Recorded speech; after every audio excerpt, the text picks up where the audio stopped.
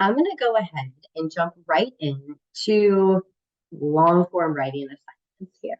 So they're called all different names. People might call them an end of term summative review or a comprehensive paper or a synthesis paper, all different names for really a lot of the same types of things, which is a longer form writing paper that has students synthesizing their information and applying it in their writing. I'm going to go ahead and jump through what does this look like on Packback? How would I break it down for the different parts of our platform?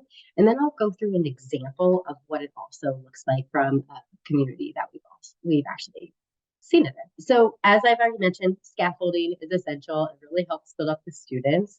And what you want to do is set them up for strong weekly or biweekly practice, be able to gauge their progress, and then allow them to excel in that final paper. So when I think of that, looking at our questions platform here, what you would have them do is prepare for their paper. And you can do that in a couple of different ways. One way is to make sure that they feel confident in the weekly topics that you're going for. What are they currently talking through in class? What are the things that you want them to be able to discuss? This also drives into that autonomy piece. Students getting to talk through their purpose and what excites them, and then also being able to have some drive over that discussion by asking really good questions about what they're learning about within class. So it could be that what you're having them here is just talking about what's in class. It could also be that you're encouraging students to discuss different topics that they want for their paper.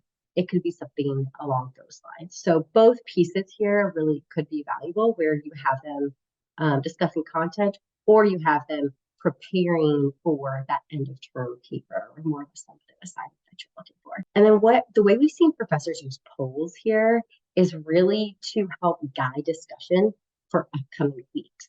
So you could gauge what part of that assignment are they feeling the least confident in? Where do they need some more support? Or maybe it's the part that they feel the most, so you can see, hey, they're really strong here. I actually don't need to spend that much time giving them tools or resources. They feel great about writing a thesis statement. They don't feel so strong about supporting evidence. And then we dive into that deep dive assignment. So using deep dives for students to submit their long form writing and then getting it graded with the instructor lens on it, really thinking through what do you want to see. And some tips I would have here that we've seen from instructors. One is having a really strong rubric that lays out for students what do you expect to see, submitting, of course, their final paper. And then also you can use it to help them submit drafts. So using this as a way that they can see, here's what my draft is, here's some feedback that you've given them, or here's a draft, here's, run one, no research, let me go into the next part, final draft, it'll include all of my research. However, that makes sense based on what you're looking for from your students. So as promised, I'm going to hop in here into an example of what we've seen this. And something I really enjoy about this example is this professor has students practicing their writing in both the questions portion and in the deep dives. So they have a draft here. So I'll go into just an example of what they have here. So the instructor lays out, put your draft in 550 words and gives them some more instructions. They throw their drafts in, and they're actually getting peer-to-peer feedback on the writing. So when I scroll down here, this student gave some great feedback of, don't write in first person.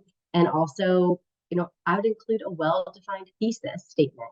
So giving their peers that feedback before you necessarily even have to put your eyes on it, they're getting a soft launch, they're getting the comfort of growth and potential, I wouldn't call it failure, but areas of growth here by getting those drafts and getting the peer-to-peer feedback, which will also allow you to get that higher level of writing when you go into the actual deep dive assignment.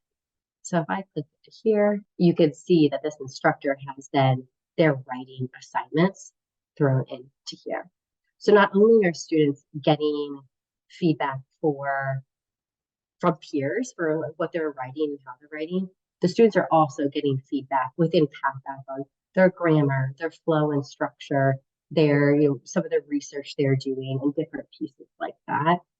So that when you go to grade, you're getting a much more refined piece of work off of that. So that's how this instructor does it. I think this is a really good example of how you can interact with both the questions, so giving those drafts, peer feedback, and then also that final assessment and feedback from the instructor lens there.